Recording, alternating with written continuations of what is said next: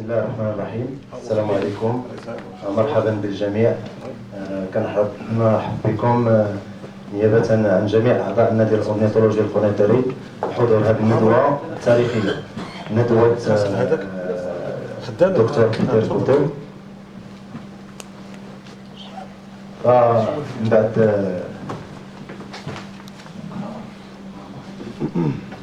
بعد واحد التجربة طويلة باع نتاع التربية ديال الطيور، ومن بعد واحد التجربة طويلة كذلك في مواقع التواصل الاجتماعي اللي كنعرفوها كاملين، كما كتعرفوا جميع المماليع. بعد ظهور هاد المجموعات ديال الواتساب، مجموعات في الفيسبوك، كاين هناك اختلاط كبير في المعلومة، اختلاط حول الأمراض، حول التشخيص ديال الأمراض، حول عدد كبير من الأشياء، ومن ضمنها يعني الأدوية اللي كنستعملوها في التربية ديال الطيور. ومن هذا الباب هذا فالنادي الأورنيثولوجي القنيطري كيسعى أنه يصحح المعلومة ويجيب كما كنقولوا المعلومة من عند ذوي الاختصاص. وبهذا الغرض هذا فاحنا حاولنا ما أمكن جاهدين أننا نستقطبوا أحد العظماء في هذا المجال هذا، اللي هو الدكتور بيتر كوتل، الوحيد المختص في الطيور كناري، لي زوازو اكزوتيك افيك دروا، لي زوازو اكزوتيك افيك كروشي. كما كتعرفوا في المغرب ما كاينش عندنا نهائيا بياطره كيهتموا بهذا المجال هذا، فلهذا فاحنا كنتمنى من الله انها تكون يعني تجربه ناجحه وتكون استمراريه، ويكون يعني الدور ديال الجمعيات هو هذا، تعطير الهواة وتعطير المماليع والمساهمه في الربع من هذا يعني المجال. كذلك كنتمنوا من الله ان جمعيات اخرى تحدوا نادي علم الطيور القنيطري في تنظيم مثلا مثل هذا يعني التظاهرات في مدن المملكه كامله، باش يكون عندنا ان شاء الله واحد النسيج ديال تربيه الطيور اللي في المستوى. نتمنى لكم التوفيق ولنا كذلك. السلام عليكم.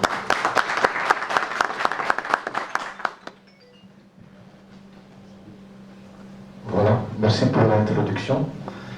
Bonjour à tout le monde.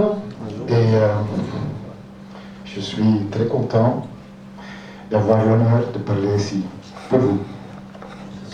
Je vais me concentrer un petit peu au niveau de l'élevage des oiseaux, avec le grand exemple qu'on a avec la canariculture. Mais après la canariculture, on a aussi beaucoup des autres espèces d'oiseaux, comme des indigènes, comme les chardonnerets, et ça ressemble très fort, donc j'espère que ça va être intéressant pour tout le groupe. La présentation va être en français, bien sûr, mais après, on a l'occasion de poser des questions en arabe et en traduction pour des choses difficiles pour après.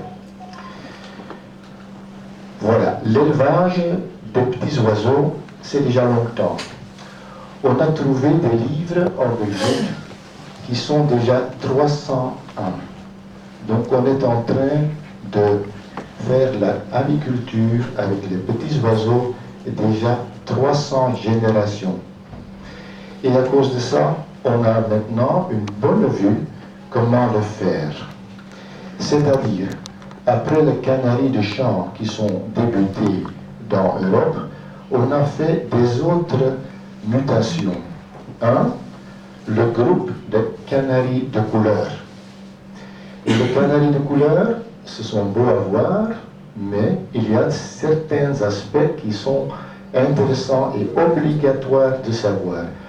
Comme le rouge, il a besoin de coloration, de pimentation. Le blanc, canari blanc, pour cet oiseau, il ne faut pas aucune coloration dans la nourriture.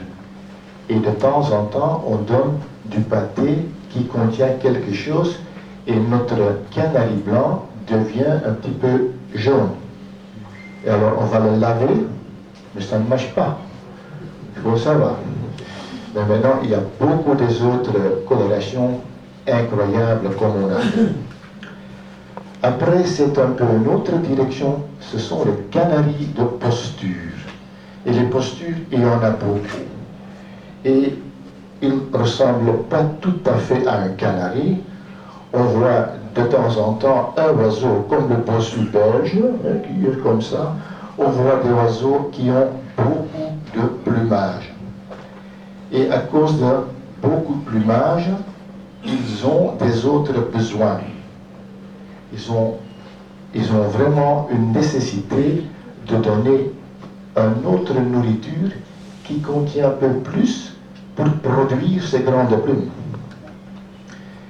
Après, on a fait l'élevage avec les chardonnerets et le bouvreuil, pinson aussi, mais ces deux types, et surtout le chardonneret, Carduelis parra, est très connu. Aussi en beaucoup de mutations. Mais à cause que ça ne marche pas toujours bien, on a pris les œufs du chardonneret et ils ont mis dans les canaries pour avoir plus de jeunes. Et ça marche bien. Bon. On a aussi des autres espèces d'oiseaux, comme les petits oiseaux exotiques, les amadines du Gould, amadines du Gould, mandarins, ménettes et tout ça. C'est un autre aspect. Ça, ce sont les oiseaux qui viennent d'un autre continent. Ils viennent de l'Australie. Et en Australie, il y a des autres conditions. Ça, il faut savoir. Bon, comment on fait maintenant l'élevage l'année prochaine, 2019? Comment on va faire maintenant notre élevage chez nous? Il y a deux possibilités. Soit on prend les conditions naturelles, ça veut dire on va voir, on met les oiseaux dans des volières, dans de petites cages, ou n'importe, et on donne les nids. Mais ça ne marche pas très bien. Les résultats ne sont pas comme il faut, et à cause de ça, on a choisi pour faire l'élevage dans des conditions artificielles. Et les conditions artificielles, avec ça, il faut manipuler la durée du jour. Il faut leur donner assez d'éclairage pour bien faire et assez de temps pour nourrir les petits jeunes. Donc comment on le fait? On le met maintenant dans des petites cages individuelles et on commence un petit peu plus tôt que dans la nature. Pour ça, il faut donner de la lumière. Bon, alors c'est à nous de maintenant imiter le soleil naturel dans notre chambre d'élevage. Et le soleil naturel, il y a un spectre, ça de la lumière, mais dans ce spectre, on voit à côté gauche ultraviolette et on voit à côté droite infrarouge. Infrarouge, ça c'est rouge. Pas important. L'ultraviolette, au contraire, c'est très important. Parce que si les oiseaux sont à l'intérieur, ici, il n'y a pas de soleil, il n'y a pas d'ultraviolette, il leur manque quelque chose d'essentiel pour reproduire. Et c'est-à-dire, c'est la vitamine D3. Et on dit vitamine D3, je ne connais pas. Je connais vitamine E pour fécondation. Vitamine D3, c'est quoi? Bon, la vitamine D3, c'est produit normalement dans la peau du oiseau, à cause qu'il reçoit du soleil. Si on donne des lumières, c'est à nous à donner des lumières qui contiennent ultraviolette. Et comme ça, la nature est respectée. Pas seulement pour la fécondation, mais aussi, on voit ici, calcium. C'est pour calcifier les œufs. Donc, s'ils n'ont pas le ultraviolette, ni la vitamine D3, on a des problèmes avec des coquilles qui sont trop fragiles ou qui n'éclosent plus. Donc, c'est tous ensemble. Ça, je veux dire aujourd'hui que l'élevage est un peu à nous et aux oiseaux. Bon, quelles sortes de lampes il y en a à l'intérieur? On a dans le temps les lampes classiques. On a comme ici en haut les lampes de tubes. Et on a maintenant aussi le LED. Ça, c'est nouveau. Qu'est-ce qui a l'importance de lumière pour nos oiseaux? Il faut savoir que les tubes néons, comme ils sont ici en haut, ils ont une certaine fréquence. Ça veut dire, quand les lumières, ces tubes sont en route, ils ont une fréquence de donner de la lumière. Et ça, c'est 50 fois par seconde. 50 fois. Pour nous, humains, c'est normal, c'est la lumière. Mais pour les oiseaux, ils peuvent détecter 150 images par seconde. C'est-à-dire qu'il y a une différence. Pour nous, c'est de bonne lumière, et pour les oiseaux, c'est un petit peu un discothèque. Et ça donne un stress. Et ce stress est néfaste pour l'élevage. Mais les canaris, après beaucoup années, ils disent, bon, la vie est comme ça, on vit dans une discothèque. Voilà. Et ils acceptent un petit peu, mais pas complètement. Donc, c'est mieux de connaître ça. Et si on apprend des tubes, normalement, on s'appelle ça un starter, c'est pour démarrer. Mais il y a maintenant des starters électroniques et la fréquence est plus que 20 000 images par seconde. Donc ça, c'est bien.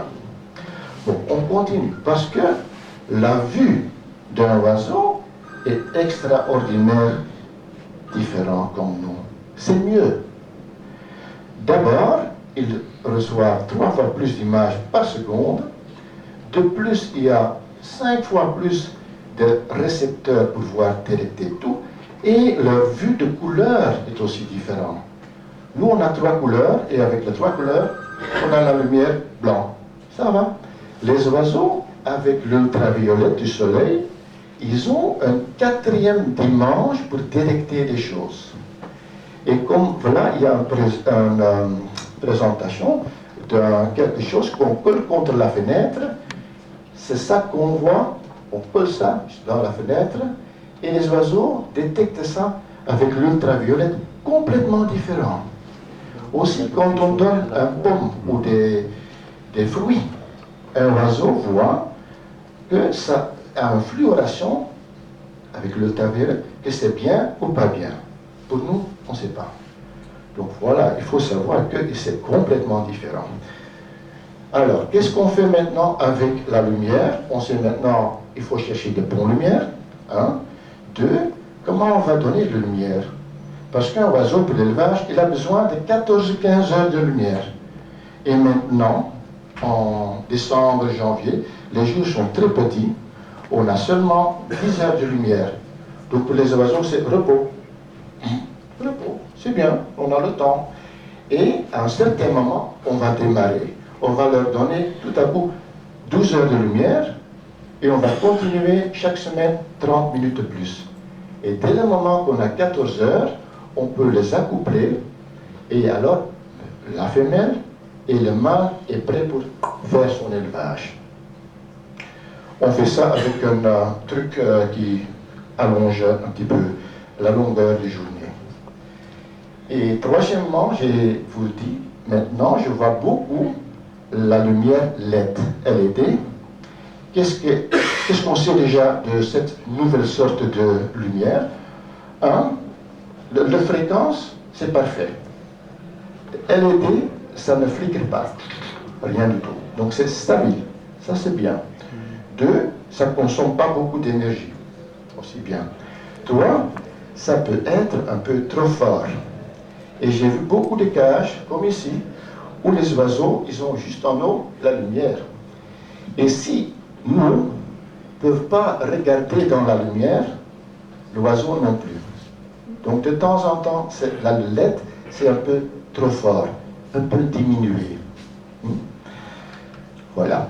Alors, l'autre chose dans la place d'élevage, c'est la température et l'humidité. Ça ne pose pas beaucoup de problèmes, surtout pas au Maroc. Nous, on doit attendre un peu jusqu'à 15 degrés. Alors ça marche, mais ici, ça va être une autre chose. Et l'humidité est seulement très important au moment de l'éclosion de l'œuf. Donc, on a le nid, on a les œufs, l'oiseau couvre, après 13 jours, c'est l'éclosion. À ce moment-là, il doit être assez d'humidité. Et chez nous, de temps en temps, on prend les œufs, on les met dans l'eau, de l'eau tiède, hein, et on mouille les œufs, et on mouille les œufs et on le fait. Parce qu'à l'intérieur, il y a le petit oiseau qui doit sortir. Et quand c'est très chaud et très sec, le petit oiseau dans l'œuf n'arrive pas à écloser. Donc, humidité, très important au dernier moment de le procès de couvée. Voilà, maintenant, on va faire un examen physique d'un oiseau. Et j'ai donné un exemple maintenant, comme les gens viennent chez moi avec un oiseau, et qu'est-ce que je fais? Qu'est-ce que je fais pour vous aider? Vous dites, voilà, j'ai de temps en temps des oiseaux qui comme ça, j'ai de diarrhée, j'ai de mortalité, n'importe, il y a des choses. Comment on fait l'examen? Et l'examen, c'est toujours, on commence ici, on arrête là-bas. Oiseau complet.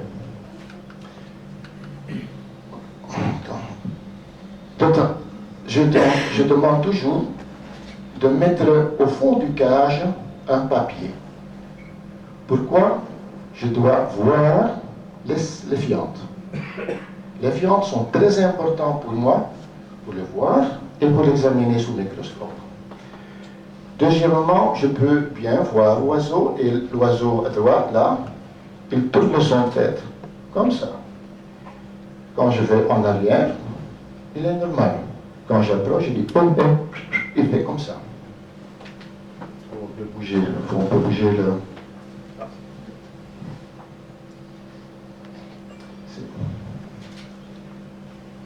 Donc, important, c'est de bien observer l'oiseau ici. Et aussi, quelque chose par terre, au fond du cage, pour examiner les selles. La couleur et comme ils sont digérés ou pas. Quand la couleur est verte, l'oiseau n'a pas beaucoup mangé. Quand l'oiseau mange beaucoup, les viandes deviennent un peu brunes. Quand l'oiseau est très malade, il ne mange presque pas, les viandes sont noires. Deuxièmement, on a la fraction de urate. Urate, c'est le truc blanc. On connaît ça de pigeons, ils font ça sur notre voiture, et il faut débarrasser. Le blanc, ça c'est l'urine, parce qu'un oiseau n'a pas un vésicule, donc il ne fait pas pipi. Il fait avec chaque viande, il fait tout. Un petit peu digéré, un petit peu d'urine et les urates. Voilà. Et donc, on peut voir beaucoup de choses, indications de maladie, que ça marche bien ou pas. De temps en temps, on me demande, docteur, vous habitez si loin, est-ce que je peux téléphoner, envoyer des films, ou est-ce que je peux envoyer de fientes ou des cartes?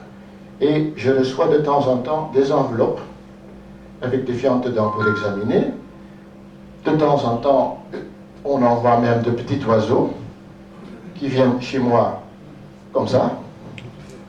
Ah, je dis, bon, ça ne va pas avec la poste. Ça ne va pas. Il faut examiner vraiment l'oiseau. On commence avec les yeux. Cet oiseau, il a un œil droit et un œil gauche. À droite, tout est bien. À gauche, on voit qu'il y a une infection. L'œil coule un petit peu. Et tous les plumes autour de l'œil sont partis. Ça, c'est le début d'une infection respiratoire. Et dans la deuxième partie de mon présentation, je vais vous donner 5 maladies très importantes, dont un, c'est l'ornithose. Mais je récupère ça à la deuxième partie. Maintenant, je fais le contrôle d'examination complet. Alors, aussi, le début d'une infection respiratoire, ça peut être très petit. Ici, on a narine. Donc, cet oiseau, il fait... Et là, c'est mouillé.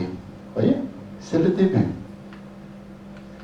Après ça, ça peut développer, et surtout pour les becs crochus, on s'appelle cette maladie psittacose, maladie des perroquets. Et c'est aussi quelque chose qui a à voir avec la respiration. Ça commence avec l'œil éterné et à l'intérieur, il y a d'autres choses qui commencent. Voilà, on est en train de voir l'œil d'un canari. Est-ce qu'il existe en Maroc? Est-ce qu'il y a aussi le problème de variole? Pas encore? Voilà, ok. Je dis pas encore. Oui, parce que ici, quand on voit bien, on voit des postules. On voit quelque chose, je vais vous montrer où. Là, et ça c'est le variole. C'est très connu chez nous. Et si ces maladies viennent, on a 80% qui meurent tout de suite. Les autres pays n'ont pas le problème. Heureusement, le Maroc non plus, parce que ça s'est transmis par les moustiques. Et si les moustiques ont le virus, parce que c'est un virus dans leur salive, ils vont infecter notre oiseau. Donc maintenant, ce n'est pas ici, mais si vous achetez des oiseaux de l'Europe, ils viennent ici, et ils sont porteurs, à un certain moment, il y a des moustiques qui sont positifs, et doucement, il y a une possibilité que ça va venir. Mais heureusement, je parlerai après, ici il y a un vaccin. Un autre aspect qu'on m'a demandé déjà, le problème avec l'œil, où on a le cataracte. Donc à l'intérieur, là, on voit l'œil, et c'est blanc. Est-ce que ceci, c'est une maladie ou pas? Ce n'est pas une maladie. C'est quelque chose héréditaire. Héréditaire, donc c'est consanguinité, non. Héréditaire, ça veut dire que c'est déjà présent dans les gènes.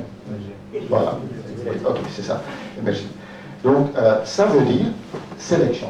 Si on a des oiseaux, il faut bien voir ces couples d'hommes, des oiseaux, qui ont leur cataracte après 6 mois, 8 mois, 1 an, tout à coup c'est blanc, il faut éliminer. Pas continuer avec ces oiseaux, sinon on a un groupe d'oiseaux qui sont aveugles. Hein.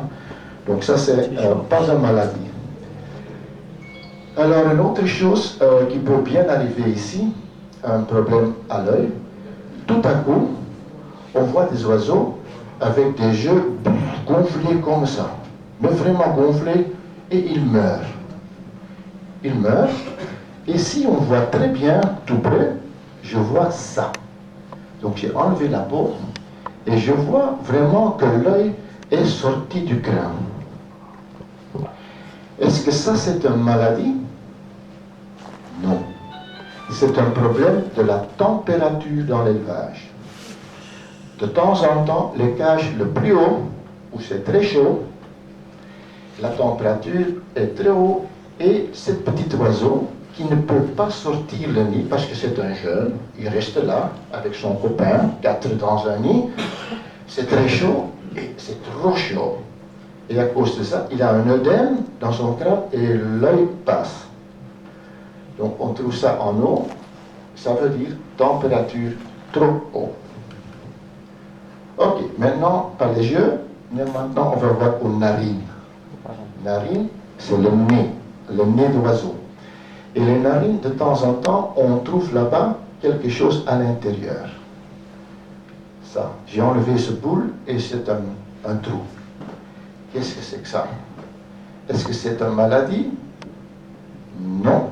Ici, c'est une déficience de vitamine A. Et on sait, après des années, que les blancs récessifs, les canaris blancs récessifs, ne peuvent pas faire son vitamine A. Donc c'est à nous de donner de bons vitamines pour que ça n'arrive pas. Ok, on voit maintenant des autres oiseaux comme ça. Est-ce que c'est une maladie? Non, ce n'est pas une maladie. Ce petit oiseau, c'est un bouvreuil, il est sevré et il commence à voler dans notre cage. Il a blessé la tête. Oui. Et l'autre, à la côté droite, là, ça ce sont des oiseaux qui ont eu un certain bruit ou la visite d'un chat ou n'importe quoi, et tout à coup ils ont monté jusqu'au toit. Voilà.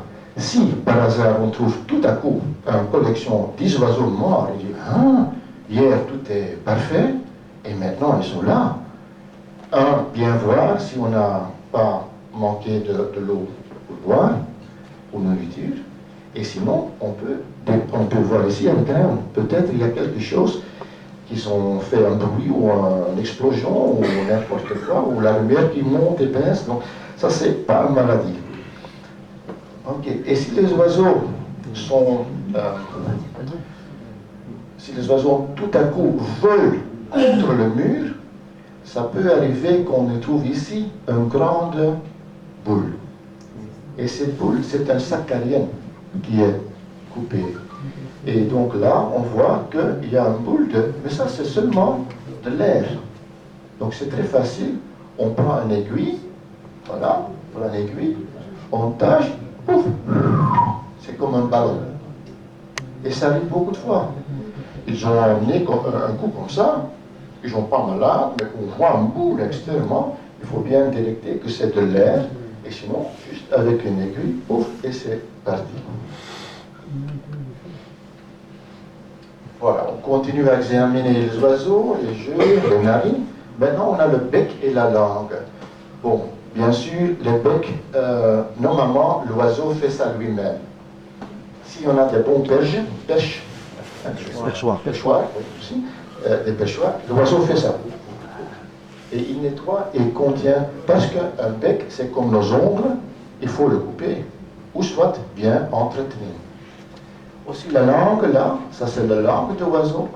Quand on donne des nourritures ou des fruits ou des pâtés avec la chaleur, ça peut fermenter.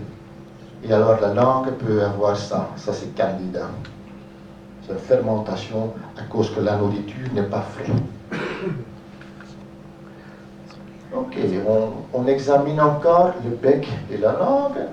Et bon, c'est ondulé à un bec trop long. L'autre, on voit les petits points ici. Et ça, c'est un parasite. Ça, c'est la gale. Et c'est un petit parasite qui vit à l'intérieur. Est-ce que c'est difficile à soigner? Non. On prend un petit peu d'huile d'olive et on met sur le bec. Et l'huile fait un film dont l'oxygène ne peut pas entrer. Et à l'intérieur, le parasite meurt. Très facile. Nous, on prend un peu de détol. Détol pur, c'est un désinfectant, mais c'est huileux, donc on met ça sur le nez ou le pâte, parce que ça peut arriver sur le pâte aussi. Et voilà, c'est guéri. Ça prend 2 semaines et c'est parti. Toujours bien observé. Ça, c'est une image pour les juges. C'est un client de moi qui a essayé de mettre cet oiseau dans l'exposition. Et si on voit bien, ça prend un peu de temps, mais cet oiseau a seulement un aile. Il manque un deuxième. Bien observer s'ils sont complets. Ça c'est l'aile droite, ici il n'y a rien du tout. Ok, maintenant on ouvre l'aile et on va bien inspecter, même un petit peu direction la lumière ou la fenêtre, et on voit, on peut voir 2 choses. À gauche, là, il y a des petits parasites. Ce sont les poux rouges. On va discuter plus tard, le pou rouge qui prend le sang. Très connu chez nous. À la côté droite, ça c'est plus difficile, c'est un peu obscur, noir là-bas. Voilà. Et si on voit ça à la lumière, on voit que c'est saleté. Elles sont aussi des acariens, des petites mites de bleu. Après, on va examiner les pattes et les griffes. Surtout les pinsons et les indigènes dans la nature sont de temps en temps sensibles à ça. Et ça, c'est un virus. C'est un virus, en fait. C'est papillomatose. Donc, c'est très difficile à soigner. Ça arrive. C'est un virus qui reste comme ça. Et c'est très difficile à éliminer. Mais c'est contagieux. Si on voit un peu mettre à côté, on désinfecte avec du iodium, donc isopétadine ou quelque chose comme ça. Mais il faut attendre parce que c'est un virus pour les oiseaux seulement, pas pour nous. Ok. Et ce qui est aussi possible là, ça c'est un oiseau qui a peut-être 2 ans. il commence à avoir des cailles. Là, c'est un petit oiseau avec un problème sous les pattes. Et ça peut être le cas avec les oiseaux qui sont trop lourds. Trop lourds. Et ils doivent être avec leurs pattes tout le temps sur le pêchoir. Jour et nuit. Jour et nuit. Pour nous, pendant la nuit, horizontale. Eux, ça reste le poil tout le temps sur les pattes. Bon, alors on va faire une examination microscopique des fientes. Donc j'ai dit, chaque oiseau laisse tomber quelque chose. Moi je prends ça avec un petit peu de l'eau physiologique, je le mets sous le microscope et ça me prend une minute pour détecter toutes les choses que je vois ici. Il y a une possibilité que dans les fientes, il y a les oocystes de coccidiose. Il y a une possibilité que là, ils sont des œufs de verre, ou il y a une possibilité que je retrouve les mégabactéries, ce sont des bâtons. Donc avec une examination de sel des fientes, c'est vite fait.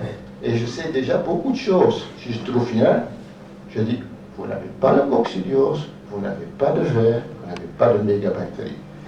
Mais il est malade, oui, ça doit être quelque chose d'autre.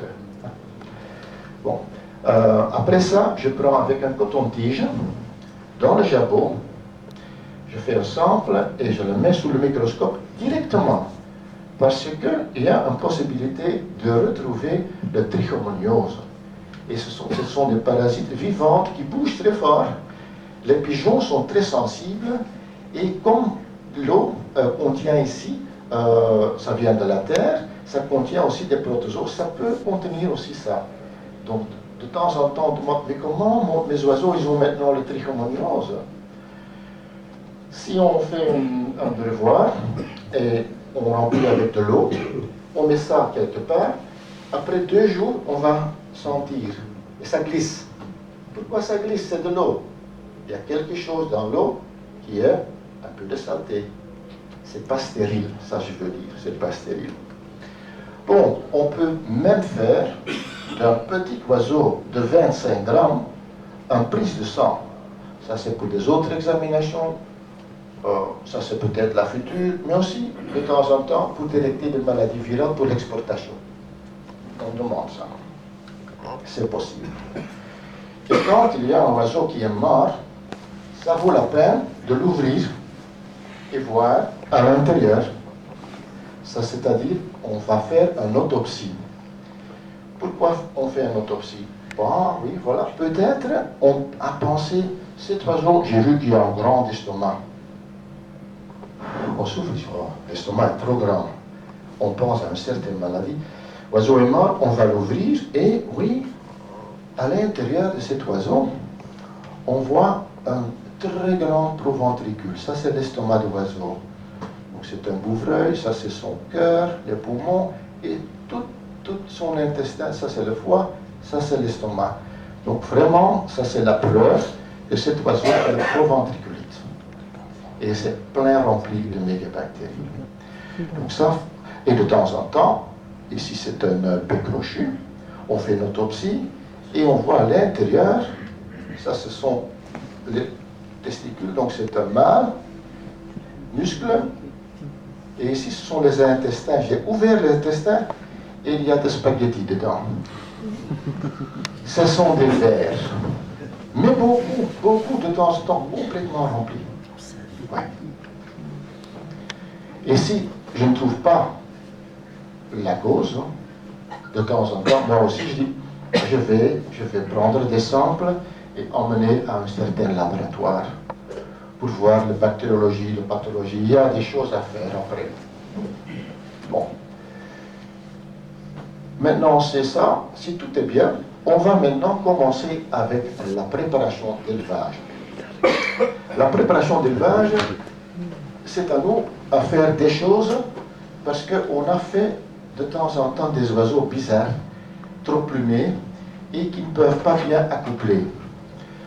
Donc, on a besoin d'un ciseau et on va de temps en temps couper la grande quantité de plumes ici au cloaque parce qu'on veut ça c'est un mâle et le mâle quand il est prêt, il a, on dit, un tape.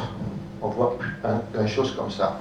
Et sur cette tape, c'est son cloaque, il y a des plumes. Il ne faut pas toucher ces plumes parce que ces plumes sont là pour chercher la femelle et pour dire, voilà, contact, des bons contacts. Mais quand il y a trop de plumes, ou les oiseaux ont un peu de diarrhée, les plumes collent et il n'y a pas une ouverture. Donc l'oiseau qui est en pleine forme et qui peut bien baigner tout le temps, n'a pas besoin de ça. Et quand il y a beaucoup de plumes, on a une nourriture avec des petites graines noires qui sont très huileuses, un peu ça colle, c'est difficile pour l'accouplement. Voilà, on a des Norwich ou des oiseaux avec beaucoup de plumes au jeu. Ils ne voient même pas leurs femelles parce qu'ils sont aveugles de plumes. Ok, les ciseaux. Et aussi, on fait un contrôle du bec. Si c'est trop long, on coupe. On respecte les ongles. Mais il y en a des oiseaux frisés qui doivent avoir des ongles comme ça pour l'expo. Mais on sait bien qu'un oiseau avec des ongles comme ça, sur un perche, il n'a pas de stabilité, donc on coupe. Okay? Et finalement, comme j'ai dit, quand les pattes contiennent les cailles comme ça, c'est à nous, ce sont des oiseaux âgés, c'est à nous d'utiliser un peu de pommade pour faire un petit massage et les cailles sortent. Ça, c'est notre préparation physique avant de mettre n'importe quel oiseau dans son cage d'élevage. Oh, les oiseaux sont bagués. Hein, tous sont bagués. Hein. On a un diamètre à respecter et ce n'est pas toujours le diamètre correct. Et surtout, quand il y a un peu de gale, parasite, des mites, on peut avoir ça. Et on a en effet un bague écarlé. Il faut l'enlever. Il faut l'enlever le bague. Comment on fait ça? Avec des instruments comme ça? Non, ça ne marche pas. Il existe des petits ciseaux, comme ça. Et ça, c'est fait pour couper la bague. Mais même ces petits ciseaux, si on voit bien, il y a un trou juste à la fin de ce ciseau, mais c'est quand même 1 millimètre à côté. Si notre petit oiseau a un bague de 2 mm 3 et on coupe avec ça, on risque bien fort de casser les jambes. Donc, même pour moi, c'est très difficile de couper. Mais heureusement, il existait quelque chose. Il faut aller au dentiste. Vous savez, le dentiste, il a un instrument qui fait un bruit comme ça. Ça, ok? Mais avec ça, on peut couper le bague à l'un côté et c'est avec une bonne force de l'eau parce que c'est très chaud. Mais on coupe à l'un côté, à l'autre côté, et après on récupère 2 demi. Ça, c'est le seul moyen d'enlever un bague complètement écarné. Sinon, c'est très difficile. Ça prend du temps et faites attention. Si un patte est cassé, chaque os qui est cassé chez un oiseau, ça récupère très vite quand c'est dans la bonne position. Donc peut-être, si on voit ça, on peut mettre quelque chose comme une allumette, ou on prend un Coca-Cola avec, je ne connais pas le mot, Rich, pipe. Oui. Ça, on met à côté avec un petit truc, et après 3 semaines, chaque os est guéri. Mais c'est la bonne direction. Si on ne fait rien, on risque que c'est comme ça, et même la même chose avec les airs. Quand l'oiseau a un air qui est cassé, ça tombe et ça bouge comme ça. Ça tombe dans toute la direction. Qu'est-ce qu'il faut faire? Il faut un petit sparadrap et on colle l'air dans la bonne position contre le corps. C'est comme nous, quand notre arbre est cassé, on le tient comme ça, dans la même position. Mais chez nous, c'est 6 semaines. Et pour l'oiseau, c'est seulement 3 semaines. Et un jeune oiseau est guéri après 8 jours. 8 jours, on fait un petit bandage, 8 jours après, on peut l'enlever et c'est connecté. Ça va très vite chez les oiseaux. Ok, alors on fait la préparation physique, j'ai dit, on va la couper et tout ça. Maintenant, on va voir qu'est-ce qu'il y a encore intéressant à savoir pour avoir une aviculture, n'importe quelle espèce. Il nous faut un jour qui est assez long, il nous faut une certaine température et humidité, et aussi quelques facteurs, parce que ici, avec les oiseaux de chant, c'est pas pour rien, mais le chant de mâle fait une activation hormonale. Aussi, quand on donne des matériels de nid, les oiseaux qui sont en train de bouger, ça leur donne aussi des hormones qui sont essentielles pour avoir une bonne œuf, une bonne sperme et un bon accouplement. Hein. Et voilà, finalement, on a la nourriture et les suppléments. Normalement, on donne un mélange de grains.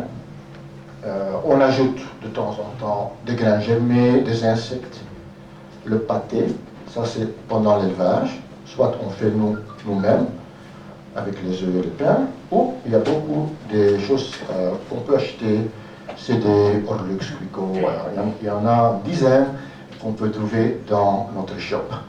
Et finalement, il y a de temps en temps un besoin de vitamines acétaminées et minéraux.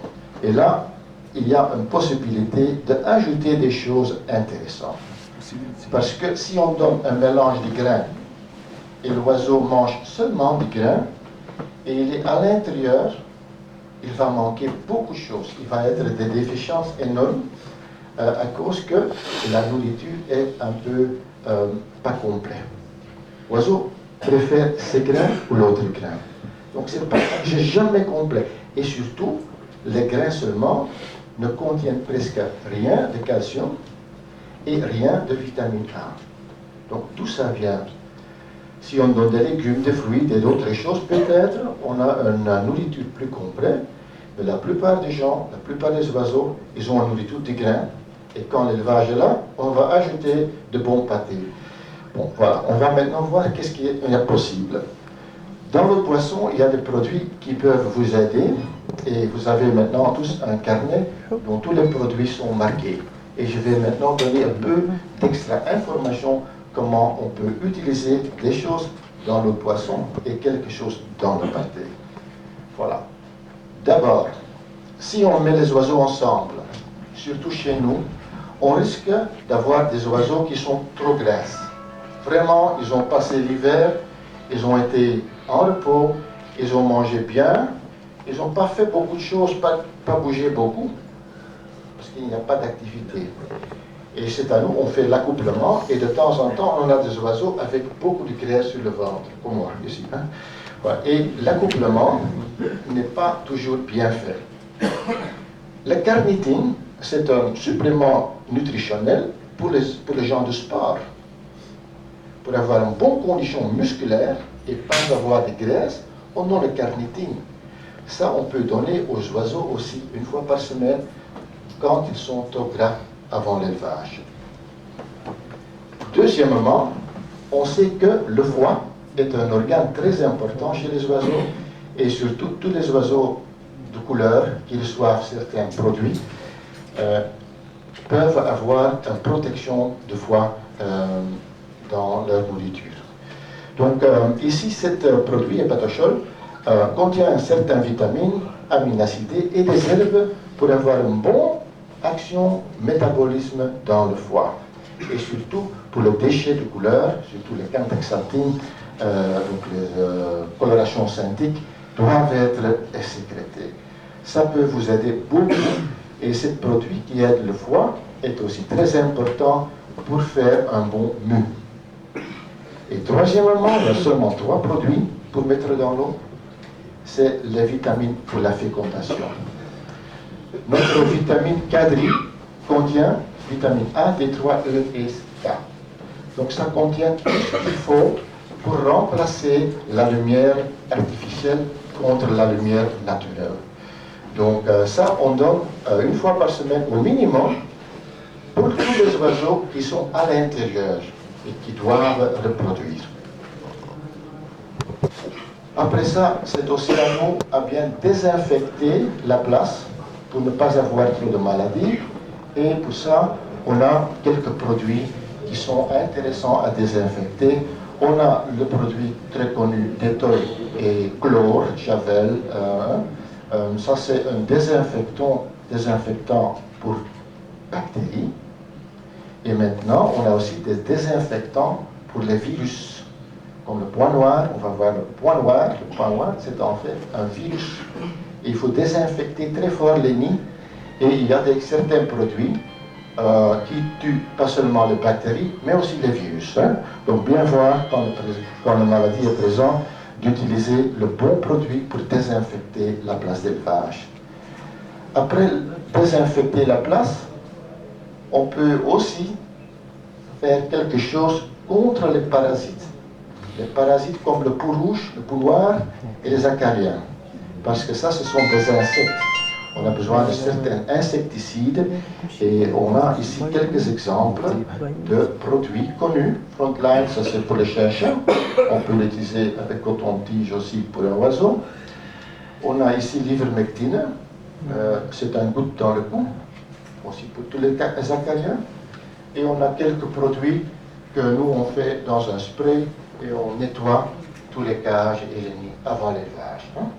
Donc ça c'est aussi quelque chose d'important. Et finalement, on peut donner les oiseaux un support par le pâté. Et pourquoi j'ai noté ici, c'est un supplément par pâté, parce qu'on ne peut pas faire cette poudre dans l'eau, ça tombe. Et pourquoi ce produit qui contient le calcium, tous les minéraux tombent? Parce que ce n'est pas soluble. On peut donner aussi pour le calcium les os de sèche ou des grittes. Hein? Mais est-ce que c'est assez ou pas? On ne sait pas, parce qu'on donne, on offre à l'oiseau tous les nutriments, mais l'oiseau doit le manger. Si on met ici notre vitamine, qui contient surtout les algues, spiruline et calcium utilisables, on mélange ça dans le pâté, on sait bien qu'il mange le pâté, et c'est intégré. L'autre, c'est pour les oiseaux qui sont plus grands, les canaris de posture. Mais maintenant, même les chardonnerets dans la nature sont petits, dans l'élevage, ils deviennent plus grands. On a les petits mandarins, les grands. On les ondulés dans la nature, on a maintenant le double. Donc on voit que nous, on fait une sélection des oiseaux qui sont mieux, qui sont plus forts, plus beaux, plus grands. Et il ne faut pas seulement leur protéine, pourcentage qui est normalement 16, il faut ajouter un petit peu des acides aminés. Et alors la différence est énorme, énorme, pour avoir des grands jeunes oiseaux et un troisième tour peut-être. Voilà. La deuxième partie va être les maladies, mais peut-être il y a un petit temps déjà pour les questions, ou je fais ça à la fin. Au milieu aussi? Voilà, c'est le moment. Est-ce qu'il y a des questions concernant la préparation d'élevage? Pas de maladie, mais maintenant des questions de la nourriture. إذا كانت شي نقطة ما بغيتوها توضحها الدكتور توضحها دازت بالزربة وما شديتوهاش خصوصا لا بارتي الأولى تاع Voilà, vas-y.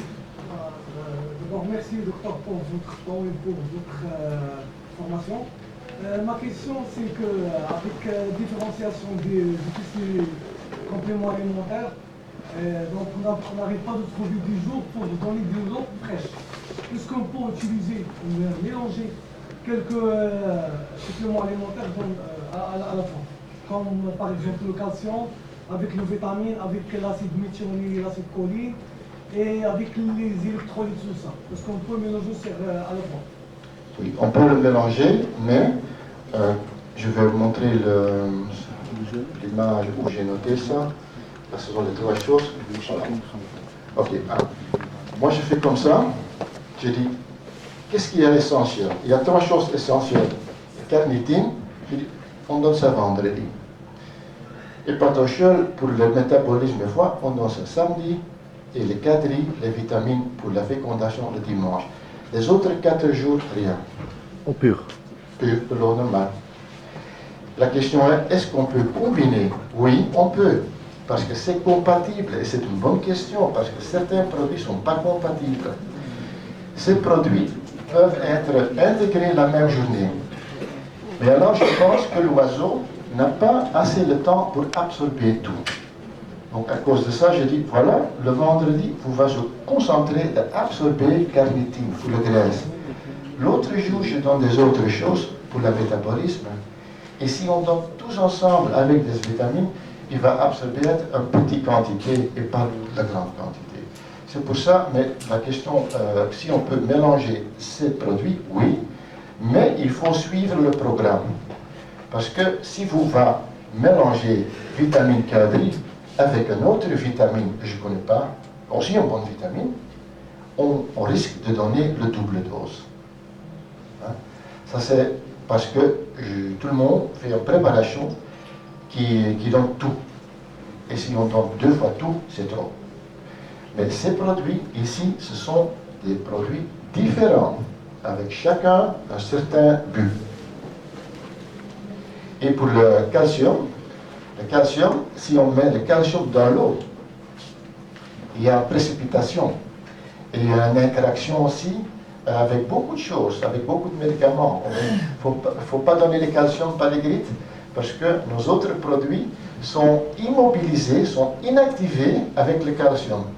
Et c'est pour ça que je dis, voilà, pour ne pas désactiver, on ne va jamais mettre ça dans le poisson, mais on va mettre notre minéraux dans le pâté, séparé. Et comme ça, on a le meilleur résultat. Question, Bernard. Toujours avec le mélange de produits, est-ce qu'on peut mélanger l'antibiotique avec les vitamines? Parfois, on a un oiseau qui est très malade, est-ce qu'on peut utiliser la vitamine avec l'antibiotique? Non, jamais. Jamais faire. Non. Jamais faire l'ensemble. D'abord, guérir l'oiseau avec le médicament qu'il faut, un antibiotique spectralage, n'importe. Mais ça, c'est primordial. Et si on donne en même temps un peu de pâté, par exemple, il va avoir tout ce qu'il faut. Et après le traitement, on va un peu forcer de remplir les réserves de nouveau. Ouais. Monsieur, est-ce qu'on peut désinfecter avec le bicarbonate de soude? Avec quoi? Bicarbonate de soude. Bicarbonate de soude. Ah oui, on peut. Oui, on peut. Est-ce qu'elle est efficace? Oui, c'est efficace, mais c'est un vieux produit qui ne tue pas tous les virus présents parce qu'il faut une concentration très haute. Donc, si on veut vraiment avoir l'effet maximum... L'effet sur les oiseaux parce qu'elle est comestible. C'est comestible, oui, je sais. Ça va, mais pour les désinfections au niveau de virus, ça pose un peu de problème. C'est pas le plus fort. Voilà, là-bas, oui. S'il vous plaît, ma question qui m'intéresse, ce sont des éleveurs de la perruche anglaise. Alors, on reproduit la perruche anglaise dans des chambres. C'est très passionnant concernant la lumière. On utilise des mélons.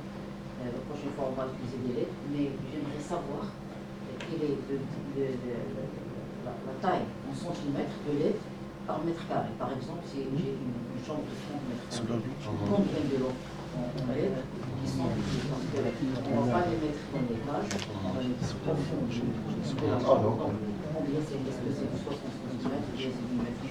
Là, pour une chambre de 30 mètres carrés. Ok, c'est une bonne question parce qu'avec la LED, on ne sait maintenant pas exactement qu'il faut. Et j'ai demandé à tous les fabricants de LED, est-ce que votre LED ça veut dire Light Emission Diode, est-ce que votre LED contient l'ultraviolet ou pas? Et ils ne savent pas. Ils ne savent pas nous dire.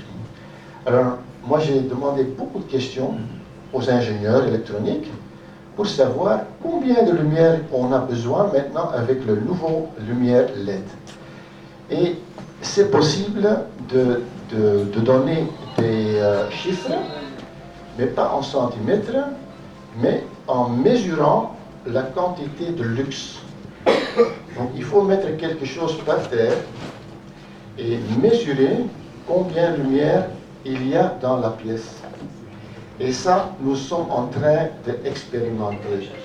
Parce que c'est vraiment nouveau et personne ne le sait. C'est maintenant basé avec d'expérience. Et la chose qui est là, c'est que les gens qui vendent le strip de LED, de plus qu'ils vendent, de mieux pour eux. Donc ils disent, Il faut une autostrade de lumière. Hein? Oui? Mais ça, j'ai dit avant, il faut être très attentif parce qu'avec le LED est plus fort. Dans le temps, on a besoin de 5500 Kelvin, c'est un mesurement de fréquence de lumière, une coloration de lumière, disons. Hein? Et avec le LED, ça ne va pas la même chose. Il faut diviser dans deux, au minimum. On a besoin de la moitié, comme avant, pour avoir assez de lumière. Mais pour être honnête, c'est que j'ai demandé à beaucoup de personnes et personne ne le sait. Moi non plus. Donc mon avis est ne pas trop. Ne pas trop. On peut toujours monter, mais pas faire l'autre direction. Et je suis honnête, quand je ne sais pas, je dis je ne sais pas. Hein? Voilà. On continue avec les maladies? Non. Ah oui, le jeune homme là-bas.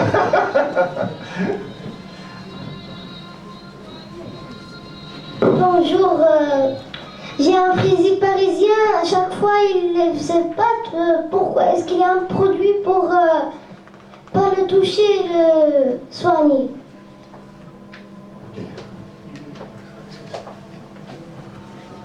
Oui, tu peux répéter? J'ai entendu qu'il a un frisé, je vois qu'il est en boîte, non? Répétez la question, s'il vous plaît. Oui, j'ai un frisier parisien, chaque fois il lève ses pattes, je ne sais pas pourquoi. Est-ce qu'il y a un produit pour le soigner sans le toucher? Ça va être très difficile sans toucher. Parce que quand il y a quelque chose dans ma chaussure, il y a un pierre là-bas dans mon chaussure, et je suis comme ça, il faut enlever la chaussure. Donc je pense que le meilleur est d'un peu bien observer l'oiseau, c'est toujours à la même patte ou pas. Et deuxièmement, le prendre et voir qu'est-ce qu'il y a. Parce que peut-être il y a quelque chose que j'ai montré, il y a une plaie à l'intérieur ou une petite blessure. Et là, il faut mettre un peu de pommade, une pommade aux couleurs, n'importe quelle pommade on peut utiliser au début. Et si on ne peut pas toucher, de temps en temps, je dis, voilà, mets la pommade sur le pêchoir. L'oiseau va se mettre sur le pêchoir. Fais comme ça, il va se guérir. Hein? Mais c'est difficile sans prendre l'oiseau. Merci. بغيت واحد تدخل الله يجزيكم بخير، واحد التحيه لهاد الوليد اللي اصغر وداعي في المغرب.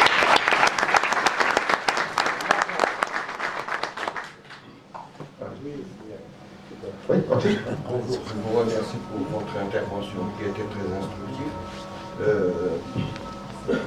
J'ai vu vos produits et je ne vois pas de probiotiques. Et là, je me pose des questions.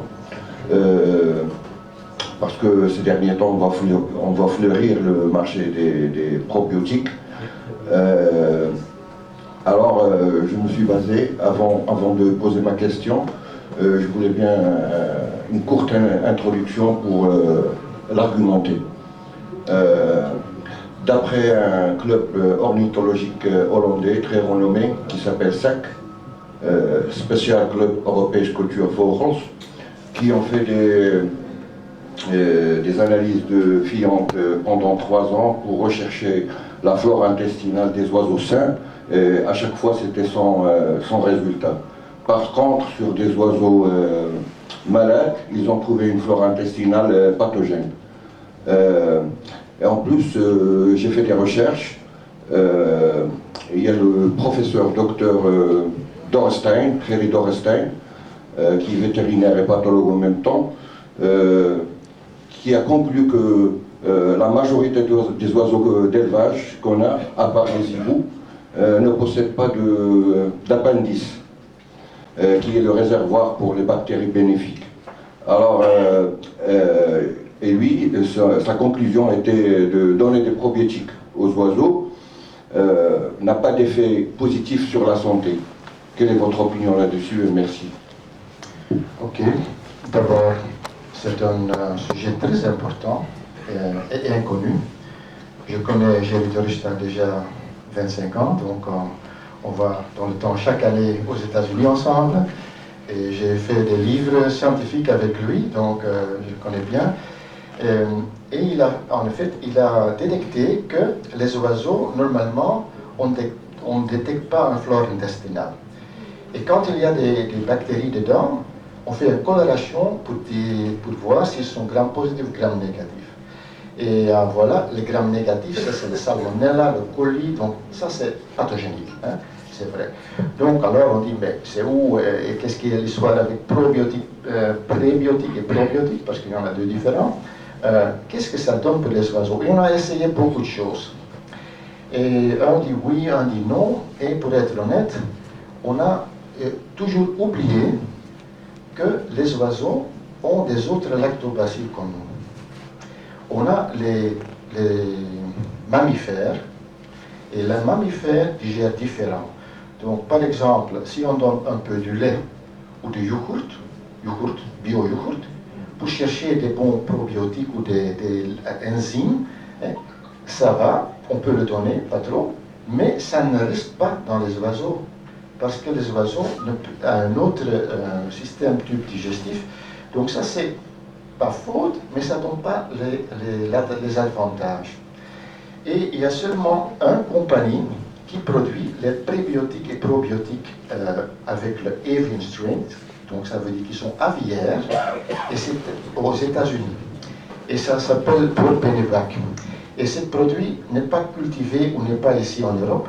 Donc moi, j'importe le beurre Benevac, qui est très connu aux États-Unis, pour faire l'élevage à la main. C'est donné aux petits jeunes, surtout aux hiboux aussi, mais partout. Et c'est un poudre qui est stable. Et donc, j'en ai ce poudre chez moi, mais ce n'est pas inclus dans mon gamme. Mais chez nous, on a ça disponible. Mais je ne peux pas produire cette enzyme probiotique, spécifiquement aviaire. Donc là, il y a une autre chose à détecter dans la future. Quelle est l'importance? Mais il faut savoir que régulièrement, quand je ne trouve pas des choses, ou je donne un traitement long avec des antibiotiques, je donne les enzymes qu'il faut, le probiotique. Donc ça favorise, ça donne des choses, pas de miracle, et il faut chercher les probiotiques aviaires. Ça, c'est le plus important. Ouais. Je crois qu'on doit passer à la deuxième partie.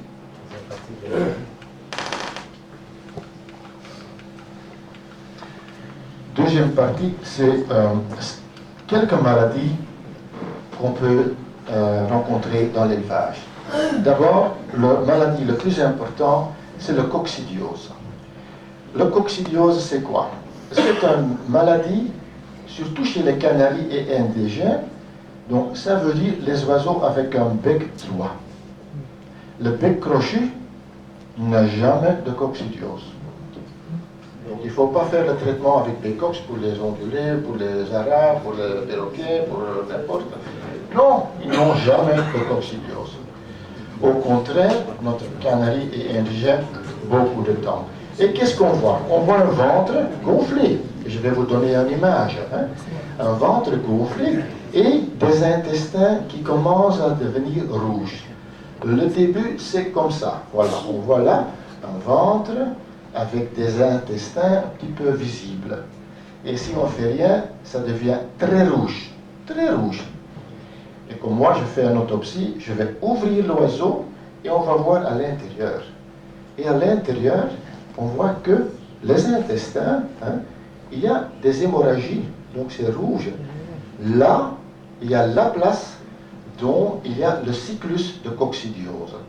Parce que coccidiose, c'est un parasite qui entre notre système, le système de l'oiseau, et qui se place dans les intestins. Et là, il va se reproduire tout le temps, et produire des oocystes, mais des mille, 100 000, 1 million de zoocystes. Ça n'arrête pas, et le ventre devient de plus en plus rouge, et l'oiseau, il mange, il a un ventre comme ça, mais il devient maigre. Donc, on va le manger, on va un ventre gonflé et quand même maigre. Ce sont des signes. Bon, et sous microscope, je prends un peu de fiente, je vois sous microscope, et je vois là-bas les petits œufs. Ça, on appelle ça le oocyste. C'est le petit œuf de coccidiose. Ok. Maintenant, le traitement. Qu'est-ce qu'on peut faire pour coccidiose? Est-ce que c'est à titre préventif ou il faut traiter toujours? Non, on fait les deux. D'abord, quelques mots sur les différentes possibilités. Il y a deux possibilités. Un, c'est prendre un produit qui tue tous les oocystes visibles. Et ce produit, c'est Becox. Tout le monde connaît le Becox. Et c'est la même chose que Pentacox. Donc ça contient le même produit et ça c'est moins cher. Et ça peut être dans le temps probablement importé chez vous ici. Donc on peut trouver ce produit dans la future, par intermédiaire de votre club. Là, le produit est donné pendant 2 jours. C'est pas beaucoup, 2 jours. On donne Becox 3 ml par litre, 2 jours. Et tous les oocystes, je montre de nouveau les oocystes là, sont tués dans les intestins. Okay? Une autre manière, c'est de prendre un autre produit qu'on s'appelle le sulfonamide.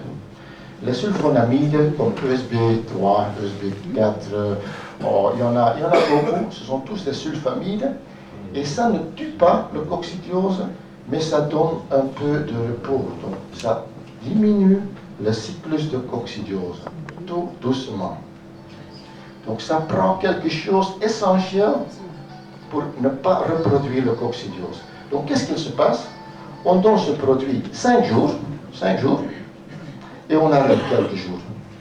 Et on donne de nouveau 5 jours, et on arrête. Si c'est guéri, on arrête complètement. Sinon, on donne une 3e fois, 5 jours. Donc on donne un produit qui est néfaste pour le cyclus de coccidiose. Mais ça prend plus longtemps. Mais il faut savoir que ce produit, le sulfonamide, le ESB, ça c'est un petit peu un antibiotique. Donc ça guérit aussi les intestins quand ils sont gonflés et infectés. Donc on a 2 possibilités. Le système très vite, Becox, 2 jours, fini, on ne voit rien, arrêter. Si on voit des intestins gonflés, il faut continuer certaines fois. Ça c'est ce qu'on fait avant l'élevage ou quand on détecte la maladie coccidiose. Maintenant, le problème coccidiose a été connu, mais malheureusement, le coccidiose a décidé d'avoir une possibilité d'entrer dans le sang. Et quand c'est dans le sang, ça passe partout. Et ça va se bloquer dans le foie, dans le rate, dans le cerveau, partout, comme malaria. Malaria, c'est aussi un parasite dans le sang et ça donne du fièvre régulièrement. Malheureusement, notre canarie, notre chardonneret surtout, sont très très sensibles à développer pas le coccidiose, mais l'autre qu'on s'appelle atoxoplasmose. Les signes sont à peu près les mêmes, ventre gonflé, les intestins rouges, mais aussi un foie qui est agrandi et visible, et de temps en temps, les oiseaux, ils ont une perte d'équilibre. Ils sont un peu soupous, c'est quoi ça? Et on met à côté, et on voit de nouveau, après un demi-jour, non, il n'y a rien à faire, c'est fini. On donne l'oiseau de nouveau son cage, et quand il est un peu excité, la même chose. Donc, ça, c'est-à-dire qu'il y a quelque chose dans son cérébral. Quelque chose cérébral. Et de plus, quand ça passe au poumon, il y a des oiseaux qui font un bruit, un clic. Et donc, ça veut dire que cette parasite coccidiose est intégrée dans différents organes. Et c'est difficile à éliminer. On peut, dans le temps, en Belgique, on donne chaque jour ESB, chaque jour, pendant des mois. Mais ça prend des choses de la nourriture et c'est pas bon de donner tous les jours. Donc on a cherché une autre possibilité. Et l'autre, ici quelques exemples du foie gonflé, voilà. On voit là-bas le muscle pectoral et on voit une tache, très grande tache brun-noir. Et si j'enlève la peau, on voit que c'est le foie. Voilà. Et si je fais une coloration, parce que vous dites, moi, pourquoi vous dites c'est atoxoplasmose, quand je prends le foie, je fais une coloration, je peux retrouver le parasite dans le sang. Donc, ça c'est un peu technique, mais toutes les petites oocystes sont maintenant dans le sang. Et ils sont cachés. Et pour les jeunes oiseaux, ils vont mourir. Donc il faut faire quelque chose. Et à cause de ça, on a inventé un produit qui ne laisse pas développer le cyclus de coccidiose ni la toxoplasmose. Et ce produit s'appelle GROC.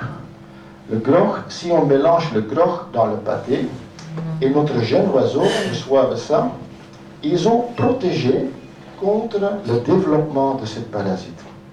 Et comme ça, ils peuvent grossir, développer, être sevrés et vont à leur élevage l'année prochaine. Mais ça prend du temps, parce que la période de protection, ça durait quelques mois, 2 mois. Donc, il faut donner le GROC dans tout l'élevage pour protéger la nouvelle génération des oiseaux. Ça, c'est le système de GROC, chaque jour mélangé dans le pâté, et ça ne va pas guérir les adultes. Si on donne le GROC dans le pâté, ils sont traités tous contre le coccidiose et tous contre la toxoplasmose. Mais si on arrête, on va voir qu'est-ce qu'il se passe. Donc, notre avis est de donner ça jusqu'au sevrage. Quand les oiseaux sont sevrés, on va dire voilà, maintenant c'est à vous. Et on va tester leur système d'immunité. Et si les oiseaux sont bien, ils sont guéris, ils sont forts. Quelques oiseaux, ça ne va pas. C'est la nature. Il n'y en a pas toujours tous l'immunité. Il faut savoir, quand on a un nid avec 4 œufs, le premier, la femelle donne tous en 24 heures dans cet œuf. Le jour après, elle pond de nouveau. Elle donne tous une deuxième fois pour le deuxième, le troisième, le quatrième. On comprend bien que le quatrième œuf ne contient pas tout ce qu'il faut. Donc on a une différence avec les oiseaux forts et les oiseaux peut-être forts et de temps en temps qui n'est pas tout, qui commence un petit peu en année. Donc eux, ils sont protégés pendant l'élevage si on donne le GROC, mais après, toujours, il y en a une sélection naturelle. Voilà, ça c'est le produit GROC qui coccidiose à toxoplasmose. Et de plus, ah oui, bien sûr, la maladie primordiale, c'est ça. Ça veut dire que quand un oiseau est attaqué avec coccidiose et à toxoplasmose, il va développer des autres maladies. Et le plus connu, c'est la tache noire, c'est le virus. Et les mégabactéries qui est en fait des champignons, eux, ils sont en train de voir où il y a une possibilité à attaquer. Donc, si on arrive à bien protéger notre oiseau contre la maladie primaire, coccidiose à toxoplasmose, ils vont presque pas développer les autres maladies qui favorisent, qui sont secondaires. Quand l'oiseau est bien fort, après un an, on voit presque pas de points noirs. Et le mégabactérie, c'est pas une bactérie. Au début, les docteurs pensent que ce sont des bactéries longues. Et on dit méga grand, un grand bactérie. Et après on dit non, c'est pas une bactérie, c'est un fungus, c'est un champignon. Un champignon qui se déplace dans l'estomac, qui gonfle l'estomac et est néfaste pour la digestion. Et on voit des grains indigérés dans l'estomac. Donc c'est un peu lié tous ensemble. Donc qu'est-ce qu'on tient? Voilà, c'est important de protéger notre oiseau contre la coccidiose et si nécessaire le toxoplasmose. Maintenant on sait, il ne faut pas donner ça à tout le monde. Mais si on a le problème, il faut bien penser qu'il y a peut-être ça et qu'on peut essayer d'aider les oiseaux avec leur protection. Voilà, deuxième maladie, c'est ornithose. Je vais passer vite parce que ça, c'est pas difficile. C'est un problème respiratoire. L'oiseau a des infections oculaires, éternues tout le temps, et a besoin de quelque chose comme antibiotique. Ici, on voit que l'œil est un peu gonflé. Et à l'intérieur, il y a des puces, parce que c'est une infection respiratoire. Nous, on a un mouchoir et on fait fini. L'oiseau n'a pas de mouchoir et ne peut pas faire ça. Ça reste à l'intérieur. Et voilà, de temps en temps, c'est une infection forte et il faut des médicaments comme Solidox ou Dilan pour le guérir. Ce sont des antibiotiques spectre large.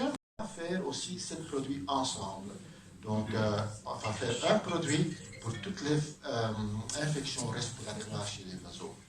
De C'est une combinaison de doxycycline et le tyrosine ensemble. Donc ça, ce sont vraiment des antibiotiques qui sont donnés dans l'eau de boisson.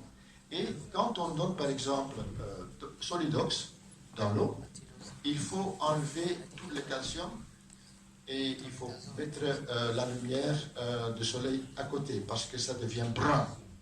Fin de la journée, notre beurre est brun.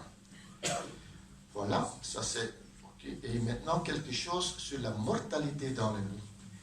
On a deux possibilités. Un, c'est le tache noire, et on voit là-bas un exemple d'un petit oiseau, jour 1 et 2. Donc ce sont des très très jeunes oiseaux. Et deuxièmement, on peut avoir un genre de diarrhée dans la nuit. Ça, ce sont les deux différentes maladies qui tuent beaucoup de jeunes oiseaux. Ok, on va voir. Le point noir, c'est noté circovirus. Donc c'est un virus. Qu'est-ce qu'on fait pour un virus? Il faut faire des choses avant. Il faut faire des vaccinés, l'hygiène. Mais quand l'oiseau est né avec les taches noires, probablement il va mourir. Donc si on ouvre ce petit oiseau, on voit à l'intérieur le bile. Ça c'est le foie et ça c'est le bile. Le point noir, c'est en fait un bile dilaté, explodé et fini. Ça va très vite. Probablement, la femelle qui a pondu est porteur de cette maladie. Et comme j'ai dit, elle est aussi porteur de la toxoplasmose. Ça, ce sont les maladies qui sont toujours liées. Bon, maintenant on voit de moins en moins le circo, mais ce problème avec les nissales, ça c'est très connu. Et ce sont des oiseaux qui commencent très bien, les jeunes oiseaux commencent très bien, et au moment où on veut baguer, jour 6, les oiseaux restent la même grandeur, jour 7, jour 8, et ils deviennent de plus en plus moins. Ils ne grossissent pas. Ça, c'est le problème de colibacillose. Et on voit que les nids sont un peu jaunâtres et les parents ne peuvent pas jeter les viandes en arrière parce que les jeunes oiseaux, ils ont des diarrhées. Et les viandes ne sont pas enveloppées. Normalement, un fiente, un jeune oiseau, c'est enveloppé. On prend ça, on peut jeter. S'ils ont les colibacillose, c'est une bactérie, ils ont diarrhée. Et voilà, le nid devient sale, beaucoup de bactéries, déshydratation, et fini. Pour ça, et les femelles, voilà, ici c'est le femelle il est sur le nid, et la femelle est complètement mouillée. Pourquoi? Parce que les jeunes, ils ont la diarrhée, et elle couvre dessus, elle est mouillée. Ce produit de Flagellamix, mais on s'appelle maintenant Starter Mix, est très très efficace pour traiter le problème de colibacillose.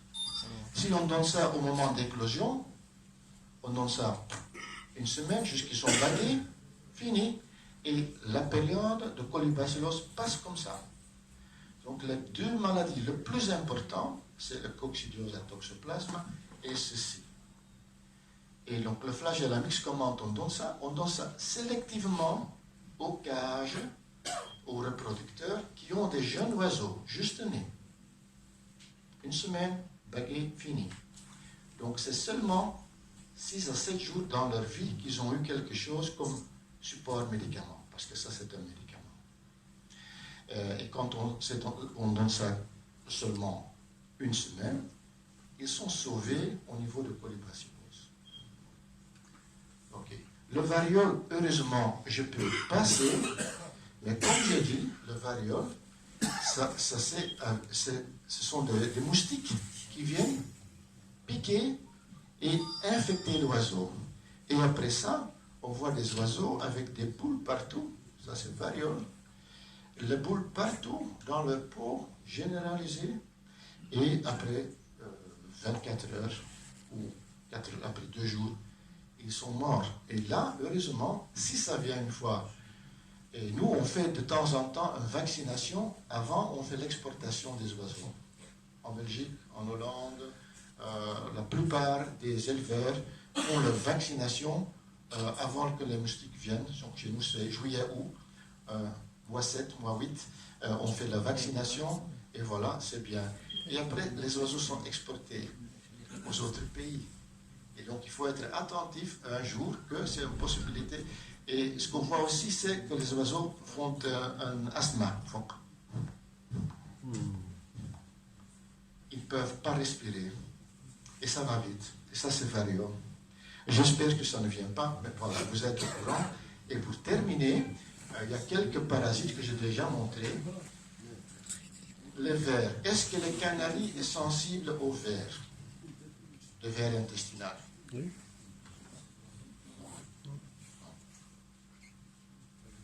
Je ne vois jamais de vers chez les canaris. Donc, il ne faut pas vermifuger notre canari. Chardonneret, quand il vit à l'extérieur, il a contact avec la nature. Il y a un ver, le capillaria, qui peut être là. C'est ça qu'il faut vermifuger. Mais dès le moment, la plupart des élevages de canaris, c'est indoor, c'est dedans, c'est à l'intérieur. Et donc, ils n'ont pas de contact avec une possibilité d'attraper des vers. Voilà. Deuxièmement, les tiques. Vous connaissez les tiques? Non. Non. Les tiques sur le chien, le chat, il y en a surtout dans le visage. De temps en temps, ça arrive aussi chez les oiseaux dans des volières extérieures. Je ne connais pas d'autres mots, mais ce sont les tiques. Oui. Troisièmement, des acariens et des peaux rouges. Le dernier exemple, le ver, que j'ai montré déjà. Donc, surtout les becs crochus, les perroquets australiens sont très sensibles. Là, il faut vermifuger, il y a un liquide pour mettre dans le bec. Les acariens, donc, j'ai dit, voilà, il faut bien voir les trucs bruns dans les plumes. Et si je mets cette plume sous microscope, je vois les acariens qui bougent. Mais heureusement, eux, ils ne prennent pas du sang. Donc, c'est un peu gênant. L'oiseau est un peu comme ça. Non, je n'aime pas ça, c'est quoi? Il faut un bain. Mais bon, mon éleveur, il ne me donne pas un bain. Je veux bien un peu de sable. Je veux me mettre dans le sable. Hein? Mais il n'y a pas de sable ici. Donc là, normalement, dans la nature, ça va comme ça. Comme nous, ils sont dans les petites cages, c'est pas toujours la même chose. Et les poux, ça c'est chez nous un grand problème. Et les canaris, ils attrapent les poux partout. Et les poux rouges, les poux noirs, ils viennent chercher pendant la nuit du sang. Comme les moustiques, ils viennent pendant la nuit prendre du sang. Et qui est le plus attaqué? Les nids, avec les femelles et les jeunes qui sont là et ne bougent pas. Le pou rouge vient là-bas, mange bien du sang, et dit, voilà, à demain. Alors, il se cache, le lendemain, de nouveau, du sang, merci beaucoup, et de nouveau caché. Et le troisième jour, nos oiseaux, ils sont blancs, blancs comme un papier. Ils n'ont pas de sang, il faut bien voir au fond du cage, et surtout, des choses, oui, il faut chercher, ils sont toujours cachés. Ou on met quelques papiers dedans, et on met ça à côté, un papier blanc, et si on ouvre, on peut détecter la place où elle se cache. Et si c'est le cas, il faut bien prendre des produits efficaces, des insecticides. Et ça, ce sont des insecticides, mais je sais bien que beaucoup de gens utilisent des autres produits. Je donne un exemple. Tabac. On connaît tabac? On connaît citronella. Ça, ce sont tous des produits connus, pas toxiques, bien à utiliser, mais ça, c'est, comme on dit, un répellent. Un répellent, ça veut dire que le parasite n'aime pas l'odeur. Ça pue. Donc, on met un peu de tabac. C'est le mot tabac? On met le tabac au fond du nid, et notre pou rouge, il vient, il dit, ouh, ça pue ici. Il va s'éloigner. Mais après certains jours, après 10 jours, 15 jours, l'époux, il vient, maintenant, le tabac, je m'en fous, ça ne pue plus, et il commence à prendre ça. Même chose avec le citronnelle, avec certaines herbes, c'est un répellent. Donc ça dit, non, pas venir ici, mais il n'y a pas aucun parasite qui est mort. Ça, c'est la différence. Il faut être très attentif de continuer le répellent si nécessaire, ou soit utiliser quelques produits connus comme insecticides, permétrine, Ardap, Elector, Palmite. Il y en a plusieurs possibilités. Hein? Et qu'est-ce que ça veut dire? Ça veut dire tais-toi. Voilà, j'ai fini mon présentation. Merci beaucoup.